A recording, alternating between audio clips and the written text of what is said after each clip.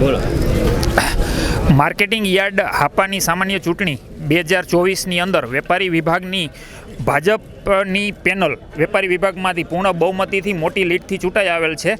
એના અમે 4 સદસ્યો અહીંયા છીએ. હિરેનભાઈ કોટેચા, સંજયભાઈ ભંડેરી, જયેશભાઈ સાવલિયા, વિરેશભાઈ મહેતા.